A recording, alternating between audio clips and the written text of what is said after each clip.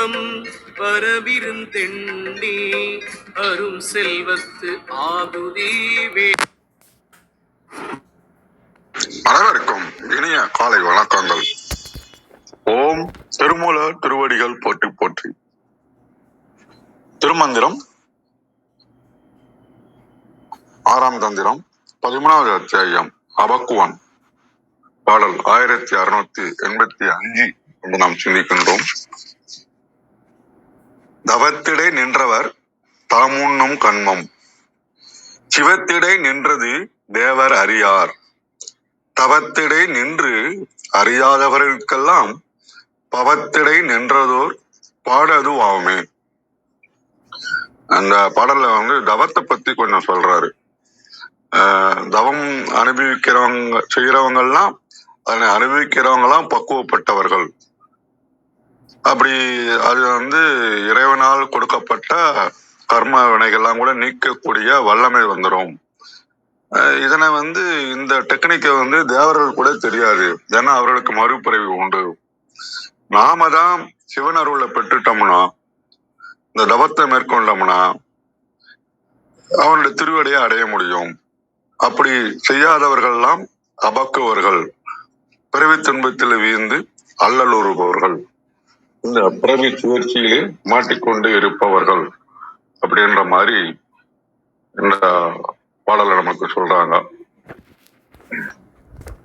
அதாவது தவத்தினுடைய மேன்மையும் நுட்பமான பயனையும் இந்த பாடலை சொல்றாரு நமக்கு.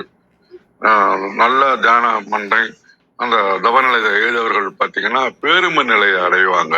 இது யாரும் ஈஸியா புரிஞ்சிக்க முடியாது. அதை அனுபவிச்சவங்களுக்கு தான் தெரியும். அதுதான் அந்த பாடலை சொல்றாரு.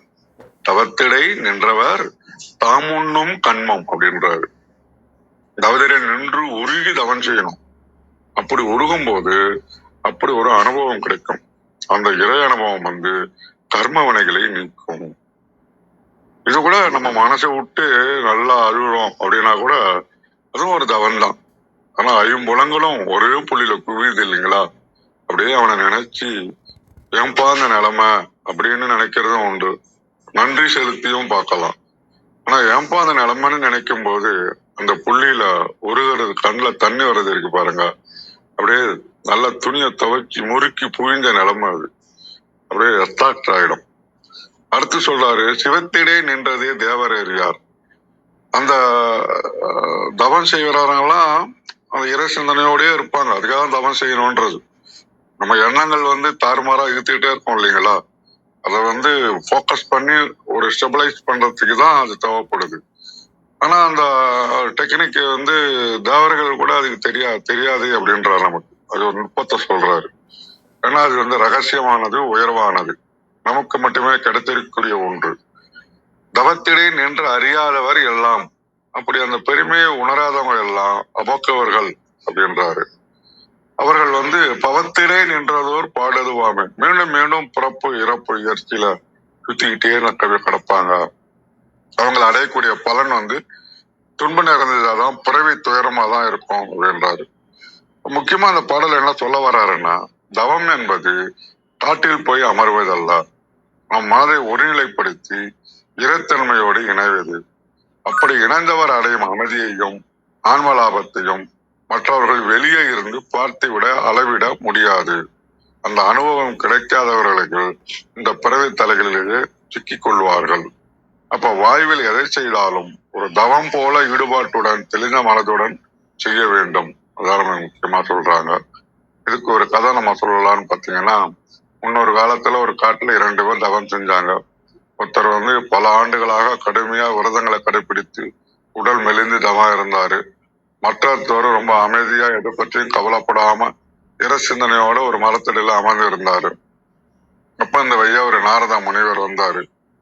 உடல் மெலிந்த அவர் கேக்குறாரு, தவச்சு கேட்டாரு, ஐயா முனிவரே, நான் அத்தனை வருஷமா தவம் பண்ணிட்டு இருக்கிறேன், எனக்கு எப்ப இறை தரிசனம் கிடைக்கும் அப்படின்னு நாரதர் கேட்டதுக்கு அவர் சொல்றாரு, உனக்கு இன்னும் 10 பிறவிகள் எடுத்தா உனக்கு முத்தி கிடைச்சிடும். அவனே தவச்சு, ஐயோ இன்னும் 10 பிறவிகளா அப்படின்னு அழுது புலம்ப தொடங்கினாரு. அடுத்து அமைதியா இருந்த அடுத்த தவச்சிட்ட நாரதியார் போனாரு. அவர்கிட்டயும் அதே சொன்னாரு. அவர் என்ன கேட்டாருன்னா, எனக்கு எப்ப இந்த இறை கிடைக்கும் அப்படின்னு கேட்டாரு. அவர் சொன்னாரு, உன் தலைக்கு மேல இருக்கின்ற மரத்துல எத்தனை இலைகள் இருக்குதோ அத்தனை நீ பிறவி எடுத்தால்தான் உனக்கு இறை தரிசனம் அப்படின்னாரு. இதை கேட்டவொடனே தவசி வருத்தப்படுவதற்கு பதிலாக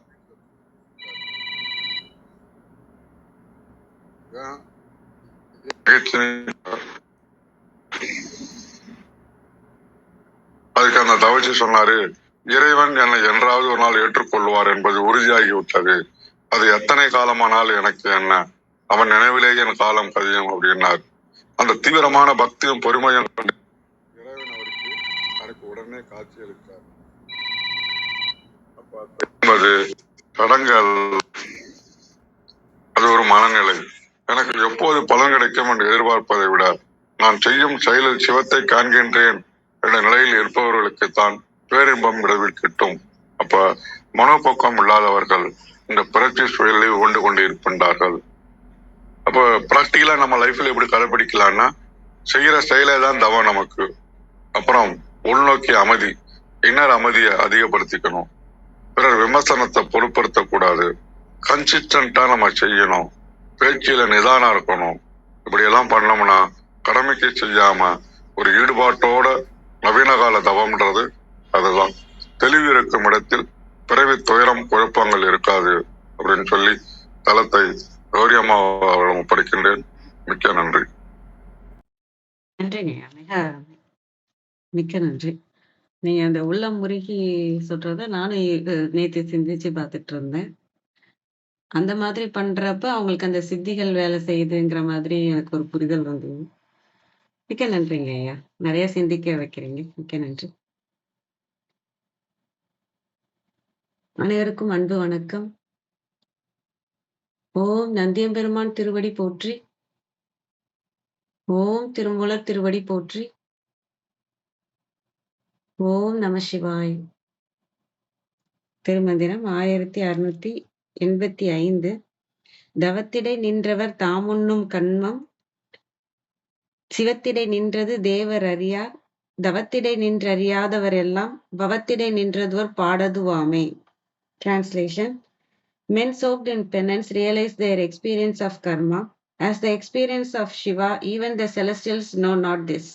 All those who do not experience penance suffer in the cycle of birth and death.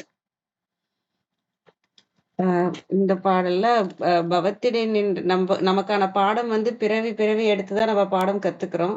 இந்த பிறவி எடுத்து நம்ம பாடம் கத்துக்க வேண்டாம்னா தவம் செஞ்சா நம்ம நேரடியா போகலாம். பாடம் நம்ம கத்துக்க தேவையில்லை. அதுவே அந்த சிவ ஒளியே நமக்கு அந்த கருமத்தை எல்லாம் வாங்கிக்கும் அப்படிங்கிற மாதிரி சொல்றதா நான் புரிஞ்சுக்கிறேன். தவத்திடை நின்றவர் தாம் உண்ணும் கண்ணும். நான் தவம் செய்யற இடத்துல நிக்கிறவங்க அவங்க அனுபவிக்கும் அனைத்து விஷயங்களும் சிவத்திடை நின்றது தேவர் அறியார். தேவர்கள் கூட தெரியாது அது சிவத்திடை நின்றதுன்னு. ஏன் அப்படின்னா தேவர்கள் நிலை எது வரைக்கும் வரும்னா நான் என்ற எண்ணம் இருக்கிற வரைக்கும் வரும். அதாவது மனம் அமைதியாகிறோம், மனம் அமைதியான நிலையா இருக்கும். ஆனா நான் என்ற ஒரு விஷயம் இருக்கும். அது பெருசாவே இருக்கும். ஈகோ பெருசாவே இருக்கும். மனம்ல இருந்து வெளில வந்திருப்பாங்க. ஆனா சிவத்திட்ட போகணும்னா அந்த நானையும் தாண்டி போனாதான் தவத்திலயும் இருக்க முடியும். தவத்துல இருந்தா நம்ம சிவத்துல இருக்கிறோன்றதுதான். அதனாலதான் அந்த தேவரும் அறியார் அப்படிங்கிறது. நம்ம எல்லாத்தையுமே கடந்து போகும்போது நம்ம சிவத்துலதான் இருக்கிறோமான்றது தேவர்கள் கூட தெரியாது. ஏன்னா நம்ம இந்த ஆக்னிய சக்கரத்தையே தாண்டிடுவோம் தவத்துல இருக்கிறப்ப. நான் அதான் நினைப்பேன். நானு சிவனை கும்பிடும்போது தலைக்கு மேல கையை கூப்பி கும்பிடணுங்கிறாங்க இல்லையா? அந்த இதையும் நான் யோசிக்கிறது உண்டு. ஏன்னா இது அனைத்தையும் கடந்து நிக்கிறது தான் சிவம். இப்ப நம்ம உட்கார்ந்து இப்ப கேக்குறோன்றப்ப நீங்க உங்க கவனம் எதுல இருக்கு? கேக்குறீங்கன்ற கவனம் இருக்கு. நான் பேசுறேன்றதுல இருக்குது. இதே அடுத்த நிலையில நம்ம என்ன இருக்கும்னா, நான் பேசுறேன் நான் இந்த இடத்துல இருந்து கவனம் இருக்கும். நான் நடந்து போறேன்னா நடந்து போகும்போது என்னெல்லாம் யோசனை வருதோ அந்த யோசனையிலேயே நான் நடந்து போறதுன்னு இருக்கு. அதுக்கப்புறம் நான் நடந்து போறப்ப நான் நடந்துட்டு இருக்கேன், எனக்கு இந்த எண்ணங்கள்லாம் வருது. நான் என்னோட இடத்துல இருந்து என்னோட கவனத்தை நான் வைக்கிறது, என்னோட நான் என்ற உணர்வுல இருந்து கவனத்தை வைக்கிறது. இதுதான் விழிப்புணர்வா இருக்கும். அதுக்கடுத்து வந்து இந்த நானும் இல்ல, இந்த மனமும் நான் இல்ல, இந்த உடம்பும் நான் இல்ல, அந்த நானுன்ற விஷயமும் இல்ல. அது பிரபஞ்ச விழிப்புணர்வு வந்து பிரபஞ்ச விழிப்புணர்வோட கலந்த நிலை. அந்த சும்மா இருத்தல்ல, அந்த தவத்துல இருக்கும்போது, அங்க நானும் இல்ல, இந்த செயலும் இல்ல, இது எதுவுமே இல்ல. இது நம்ம இதான் நாம பிகினர் ஸ்டேஜ்ல இருக்கோம். நம்ம சொல்றதா இருந்தா, எல்லாத்தையும் நம்ம சிவத்திட்ட ஒப்படைச்சுட்டு, நம்ம அனைத்து செயலும் இறைவனோட இதுன்னு நெனச்சு நம்ம செய்றோம் இல்லையா? அது பிராக்டிகலாவே நம்ம அத நெனைக்கணும்னு அவசியம் இல்ல. அதுவாவே அந்த சிவத்திலே இருக்கிற மாரி இருக்கும். ஆனா நம்ம இப்ப என்ன செய்யலாம்னா, நம்ம செய்ற செயல் ஆரம்பிக்கும்போதும் சரி, இந்த செயல் வந்து இறைவனுக்கானது, இறைவனுக்காக நான் செய்யப்படுற செயல், இது நல்லா வரும் அப்படின்னு சொல்லி அந்த எண்ணத்தோட நம்ம பாட்டுன்னு இறைவனோட நாமத்த சொல்லிட்டே செய்யும்போது என்னன்னா, அதுல இருக்க பலன நம்ம எதிர்பார்க்க மாட்டோம். என்னவா வரணும்னு இருக்கோ, அது இறைவனோட தீர்ப்பா இருக்கும். அதுதான் நம்ம முதல் நிலையில நம்ம செய்றது. அதுவே நம்ம அதுவாவே ஆகும்போது என்ன ஆயிடும்னா, இந்த உடல் நான் இல்லை, இந்த மனனும் நான் இல்லைன்னு சொல்லிட்டு நம்ம அந்த சிவத்தோட சிவமாக இருக்கிறப்ப, அந்த வினை செஞ்சதுக்கான கர்மம் வந்து என்ன வந்து சேராது. ஏன்னா, அங்க நானுன்றது இல்ல, மனம்ன்றதுலயும் சேரல, அது நானுன்ற இடத்துலயும் இல்லங்கிறப்ப, நமக்கு அந்த கர்ம வினைகள் வந்து நமக்கு சேராது. ஏன்னா, நம்ம இருக்கிற இடம் வந்து சிவம். மனதுல இருந்து நம்ம பண்ணும்போது, அது மனதுக்கு சேரும். நான் என்ற எண்ணச்சந்து போய் என்னோட ஈகோவுக்கு சேரும் இல்லையா? அந்த இடம் வந்து மாறிடுறதுனால, நான் என்ற எண்ணம் இல்லன்றதுனால, இந்த பாவங்கள்லாம் நமக்கு சேராதனால, நமக்கு வந்து அடுத்தடுத்த பிறவி நம்ம போக மாட்டோம். இந்த சிவ ஒளியிலே வந்து எல்லாமே கரைஞ்சிடும். "தவத்திடை நின்றறி யாதவர் எல்லாம்" இந்த அந்த இடத்துல நின்று பார்க்க முடியாதவங்க எல்லாம், "பவத்திடை நின்றதோர் பாடதுவாமே." அந்த பிறவியா எடுத்து அந்த பாடத்த கத்துப்போம். அந்த வினைகளுக்கு எடுத்து அந்த பாடத்த பார்த்து நம்ம கத்துக்கிட்டு போய்க்கிட்டே, எப்ப நம்ம திருந்தி முழுமையாக சுத்தமடைகிறோமோ, அப்ப இறைவனடிய சேருவோம். அப்படிங்கிறத நான் இதுல புரிஞ்சுக்கிறது. அனைவருக்கும் நன்றி. வாங்க கிருத்திகாம்மா. வணக்கம் அம்மா.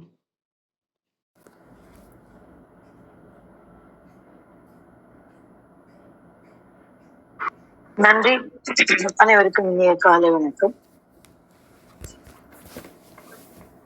இன்றைய மந்திரம் வந்து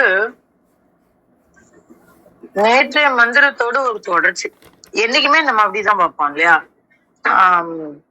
அந்த மந்திரத்தோடு ஒரு தொடர்ச்சியா நம்ம பார்க்கும்போது இந்த மந்திரத்துக்கு வேற ஒரு கோணம் நம்மளால புரிஞ்சுக்க முடியும். என்ன சொல்றாரு? "தவத்திடை நின்றவர் தாம் உண்ணும் கர்மம்" அப்படின்றாங்க. சிவத்திடை நின்றது தேவர் அறியார், தவத்திடை நின்றறியாதவர் எல்லாம் பவத்திடை நின்றதோர் பாடதுவாமே அப்படின்னு. இப்ப இந்த முதல்ல சொல்றது தவத்திடை நின்றவர் தாம் உண்ணும் கர்மம் அப்படிங்கிறாங்க. அப்ப இத வந்து எல்லாருமே வந்து அவர்கள் அனுபவிக்கக்கூடிய சிவானுபவம் அப்படிங்கிற ஒரு பொருள்ல தான் வந்து எல்லாருமே உரை சொல்லியிருக்காங்க. ஆனா நம்ம நேற்றுக்கு மந்திரத்தை சேர்த்து பார்க்கணும். அப்போ இந்த கர்மம் அப்படிங்கிறதுக்கு நமக்கு ஒரு பொருள் இருக்கு. ஏற்கனவே வினைகள், காரியம் அப்படின்னு நம்ம செய்யக்கூடிய காரியம் தாம் உண்ணும் கர்மம். அப்போ அவர்கள் செய்யக்கூடியது இயல்பாக அவர்களுக்கு என விதிக்கப்பட்ட விஷயங்கள் அப்படின்னு எடுத்துக்கலாம். அனுபவங்கள் அப்படின்னு நம்ம அந்த இடத்துக்கு போறதுக்கு முன்னாடி ஒரு இடம் இருக்கு. அந்த அனுபவம் செய்வதற்கு உண்டான இது. ஏன்னா நம்ம என்ன பண்ணாலும் வினை இருக்குன்னு நம்ம பார்த்தோம் இல்லைங்களா? அப்போ இந்த இடத்துல அவர்களுக்கு என்ன விதிக்கப்பட்ட அந்த கர்மங்கள், அதான் தாம் உண்ணும் கர்மம். அவர்கள் செய்யக்கூடிய, உண்ணும்னா அவர்கள் உள்கொள்ளக்கூடிய, அவர்கள் ஆட்பட வேண்டிய கர்மங்கள் அப்படின்னு நம்ம இந்த இடத்துல எடுத்துக்கலாம். அப்படி எடுத்துட்டோம்னாக்கா, தவத்திடை நின்றவர் தாம் உண்ணும் கர்மம், சிவத்திடை நின்றது தேவர் அறியார். அப்போ அது நம்ம பண்ற வேலை இல்ல, அது பகவான் பண்ற வேலை. நம்ம கௌரிமா சொன்னாங்கல்ல, நம்ம நினைக்க வேணாம், அதுவே ஆட்டோமேட்டிக்கா அப்படி ஒரு எண்ணம் மனசுக்குள்ள இருக்கணும். நம்ம வந்து இது ஒரு சமயமும் நினைக்க வேண்டாம். எப்போ நினைக்காம இருக்க முடியும் அதுதான் உண்மை.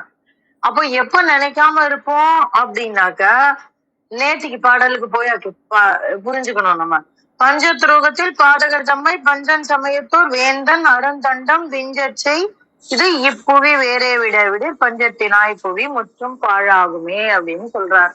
இப்ப யார் இங்க வேந்தன் அப்படின்னாக்க நம்முடைய ஆன்மா. அந்த ஆன்மாவை ஆளுகின்ற இறைவன், குருவாக நிற்கின்றவன், நந்தியாக நிற்கின்றவன் நம்ம தான் அப்படின்னு நம்ம உள்ள பார்த்துட்டோம். உள்ளே சிவமாக இருக்கிறார். அப்ப இந்த இடத்துல இந்த பஞ்சமா பாதகங்களை செய்வது யாரு அப்படின்னாக்க இந்த உடல்ல இருக்கக்கூடிய பஞ்சேந்திரியங்கள். அப்போ இந்த இந்த இடத்துல ஏன் இந்த பாடல் வருது அப்படின்னு நம்ம யோசிச்சிருப்போம் இல்லைங்களா? அதான் விஷயம். உள்ள வந்த உடனே இந்த விஷத்தன்மை உள்ள அத்தனை விஷயங்களும் வெளியில போயிடுறது. அப்ப அந்த பஞ்சமா பாதகங்களை புரிகின்ற இந்த பஞ்சேந்திரியங்கள் என்ன நடக்கும் அப்படின்னாக்க அந்த வேலையை செய்யாது. அப்படின்னா இந்த இந்த கண்ணு பார்க்காதா? கண்ணு பார்க்கும், ஆனால் அது நம்முடைய பார்வை அல்ல. காது கேட்காதா? கேட்கும், அது நம்முடைய கேட்சவி அல்ல. என்னது? அப்பதான் இந்த தவத்திடை நின்றவர் தாமுன்னும் கண்மமாக செய்யக்கூடிய விஷயமாக அது மாறிவிடும். அப்ப அந்த பஞ்சமா பாதகம் எது? இந்த பஞ்சேந்திரியங்கள் செய்யக்கூடிய இந்த போய் சொல்றது, இந்த குரங்கு பார்த்திருக்கோம் இல்லையா நம்ம? நல்லதை கேட்காம நல்லதை கேளு, தீயதை பார்க்காதே, தீயதை கேட்காதே, தீயதை பேசாதே அப்படின்னு ஒரு 3 குரங்கு இருக்கும். ஆக்சுவலா 5 வச்சிருக்கணும். அந்த மாதிரி இந்த இந்த புலன்கள் நம்மை ஏமாற்றாது, அந்த புலன் வழி போகாது. பஞ்சமா பாதகம்ங்கிறது என்னது? புலன் வழி செல்லுதல். அந்த புலன் வழி செல்லாது யாரு தடுத்துட்டாங்க நம்மள அப்படின்னாக்க வேந்தன். யாரு வேந்தன் இங்கே? நம்ம இறைவனுடைய திருவடியை பற்றி கொண்டு இருக்கிறோம். நாமே சிவம் என்று உணர்ந்து இருக்கிறோம். அப்போ அவர் என்ன பண்ணிட்டாரு அப்படின்னா அதை புறமாக்கி விட்டார். எதை புறமாக்கி விட்டார்? இந்த அபக்குவ நிலையை புறமாக்கி விட்டார். அப்ப அந்த அபக்குவ நிலையை புறமாக்காது போனால் நாம் புலன் வழி செல்வோம். அப்போ என்ன ஆகும்? பவத்திடை நின்றதோர் பாடதுவாமே. அப்போ அந்த இடத்துல அந்த பவத்திடை, பவம்னா இந்த உலகம், உலக கடல், பிறவி கடல், இந்த மாதிரி எப்படி வேணா இருக்கலாம். பவம்னா பொதுவா கடல்னு சொல்லுவோம்.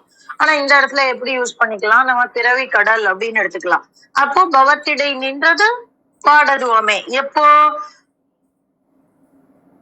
பஞ்சத்திலாய் புவி முற்றும் பாழாகும் பொழுது. எந்த புவி? இந்த உடல் முற்றும் பாழாகும் போது என்ன ஆகும்? திருப்பி மீண்டும் பவத்திடை நின்றதோர் பாடதுவாக மாறிவிடும். அப்போ என்ன நடக்கணும் அப்படின்னாக்க விஞ்ச செய்து இப்புவி வேறே விட வேண்டும். அதாவது இந்த பஞ்சமா பாதகங்களுக்குள் இந்த புலன்கள் செல்லாமல் இந்த புலன்களை வேறே அகற்றி இறையம்பெருமானின் கருணையினால் என்ன வேலை பண்ணாலும் அது அவரோட வேலையா மாறிடும்.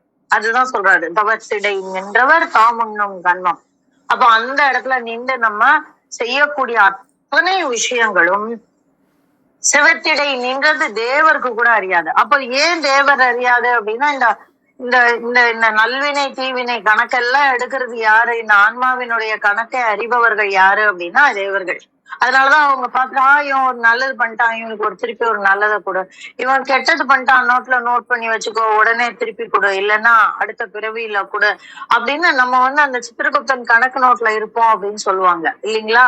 அப்ப அந்த இடம்லாம் நமக்கு கிடையாது.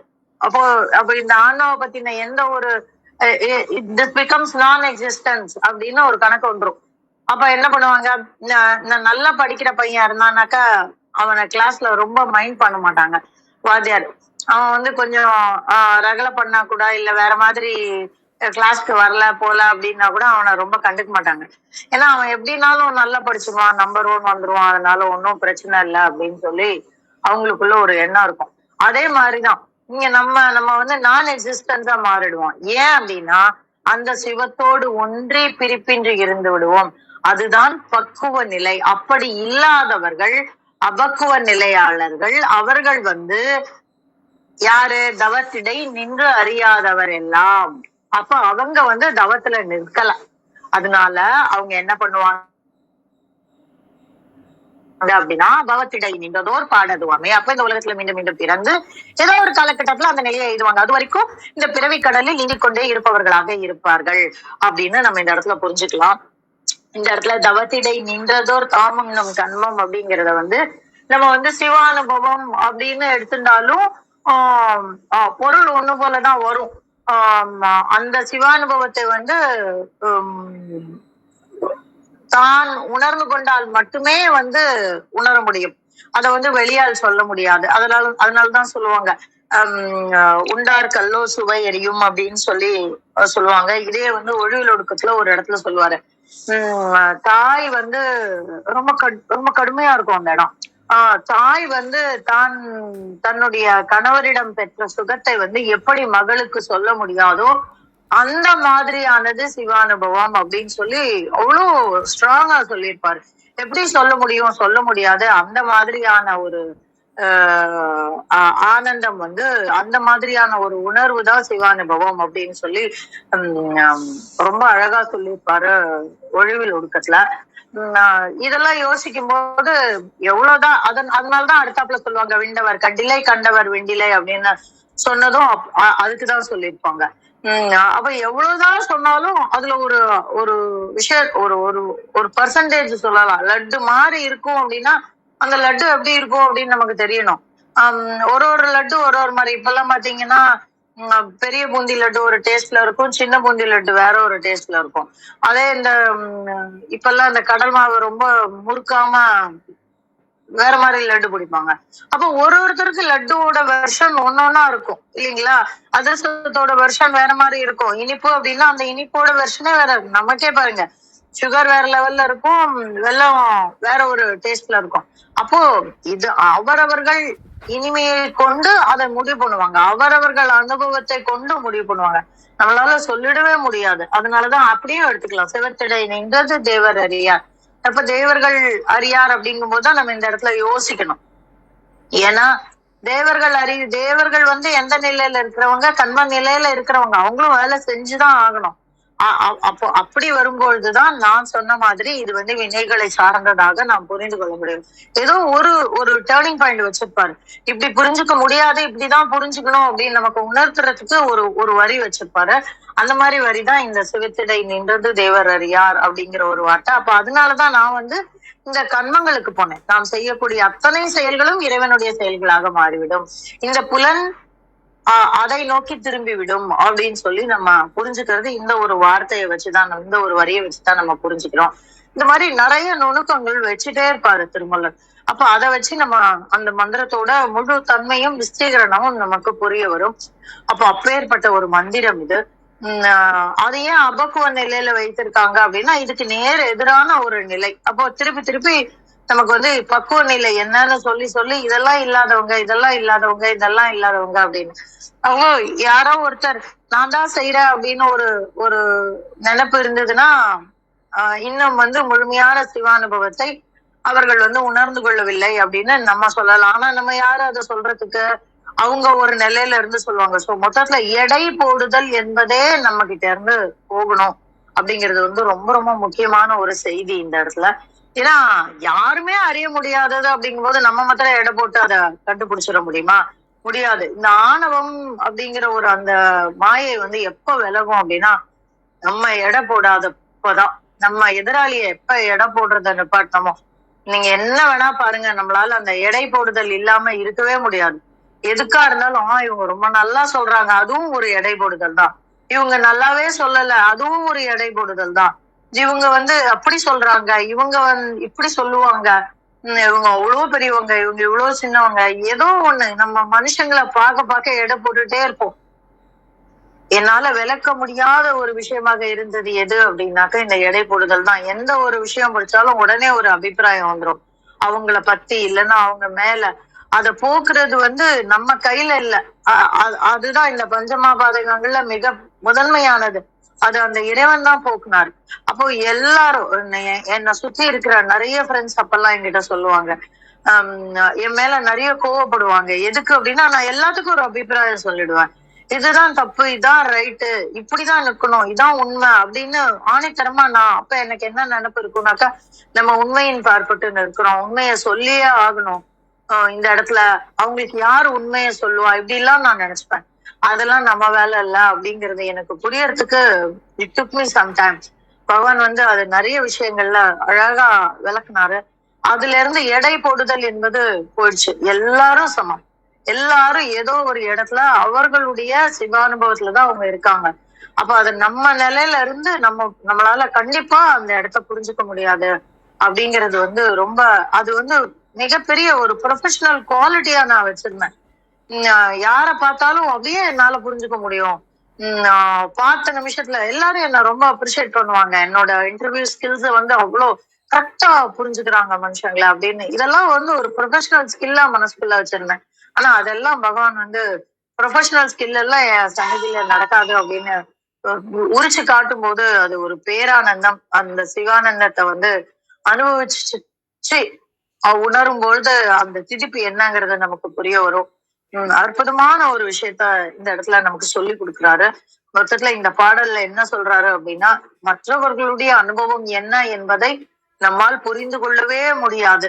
அப்பேற்பட்ட நிலையில இருந்து ஒரு ஒரு இடத்துல நம்ம ஆப்ரேட் பண்றதுதான் அந்த தான் உண்ணும் கர்மம் அப்படின்னு சொல்றது.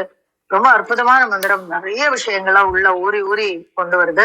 அதை உங்களோடு பகிர கிடைத்த இந்த காலை வேலைக்கு நன்றி சொல்லி என்னோட பகிர்தலை முடித்துக் கொள்கிறேன். சரிங்கம்மா, மிக்க நன்றி. மிக அருமை. எளிமையான விளக்கம் கொடுத்தீங்க. உங்க அனுபவம் ரொம்ப நல்லா இருந்தது. மிக்க நன்றிங்க.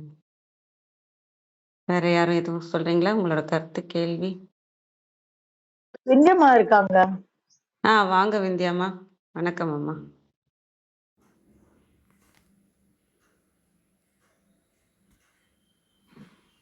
அனைவருக்கும் வணக்கம். ஓம் சிவசக்தி போற்றி. ஓம் திருமலரே போற்றி. 1685வது திருமந்திரம். ஞானிக்கு இல்லை நல்லதும் கெட்டதும். தவத்திடை நின்றவர் தாம் உண்ணும் கன்மம் சிவத்திடை நின்றது தேவர் அறியார். தவத்திடை நின்று அறியாதவர் எல்லாம் பவத்திடை நின்றதோர் பாடது ஆமே. தவ ஒழுக்கத்தில் நின்றவர்கள் தாம் அடைந்து அனுபவிப்பவை அனைத்தும் சிவனருளால் பெற்றவை. அவர்கள் உடல் எந்த நுகர்வு அனுபவமும் பெறுவதில்லை. அவர்கள் உள்ளமே அவற்றை பெறுகிறது. இது சிவன் அருளால் பெற்ற பேறு. இந்த உண்மையை தேவர்களும் அறிய மாட்டார்கள். தவ ஒழுக்கத்தில் நின்று இந்த அனுபவ உண்மையை உணராதவர்கள் எல்லாம் பிறந்து இறக்கும் துன்பத்துக்கு ஆளாகி துயரப்படுவர். கண்மம் நுகர்வு வினை பயன் பவம் பிறவி துன்பம் பாடு வருத்தம். கழக வெளியீட்டில் சிவனை மறவாது செந்தமிழ் திரு 5 எழுத்து ஓதி ஒழுகும் பெருந்தவத்திடை நின்றவர் உடம்புள்ள துணையும் ஊழ்வினை நுகர்வு நீங்காது ஆகலால் அத்தவத்தோருக்கு அந்நுகர்வு உடலோடு நின்றுவிடும். அவர் உள்ளத்தின்கண் நின்று நிலைபெறும் அரில் நுகர்வு சிவ நுகர்வேயாம். இவ்வுண்மையினை செருக்கரா தேவரும் அறியார். நச்சபமாகிய சிவ வழிபாட்டில் நின்று அறிய மாட்டாதவர் எல்லாரும் பிறப்பிடை நின்று துன்புறுவர். உண்ணும் கன்மம் கண்ம அனுபவம் சிவத்திடை நின்றது சிவா அனுபவமாக இருந்தது. பவத்திடை பிறப்பினில் ஓர் பாடு ஒப்பற்ற துன்பம். அனைவருக்கும் நன்றி, வணக்கம். சிவசிவ. திருச்சிற்றம்பலம். மிக்க நன்றி. வேற எதுவும் கேள்வி, கருத்து ஏதாவது சொல்றீங்களா? நிறைவு செஞ்சுக்கலாமா? சத்யநாராயண ஐயா, நேரம் இருக்கும்போது வாங்கய்யா. ரொம்ப நாளாச்சு உங்களோட உரையெல்லாம் கேட்டு. நன்றி. அனைவருக்கும் நன்றி. நிறைவு செஞ்சுக்கிறோம். இன்று எங்களுடன் இணைந்த அனைத்து உள்ளங்களுக்கும் எங்களது மனமார்ந்த நன்றிகள். மீண்டும் நாளை காலை 6:30 மணிக்கு சந்திப்போம். தலம் நிறைவு பெறுகிறது. திருமூலர் திருவடிகள் சரணம் சரணம். திருமூலர் திருவடிகள் சரணம் சரணம். திருமூலர் திருவடிகள் சரணம் சரணம். நன்றி. ஓம் நம சிவாய.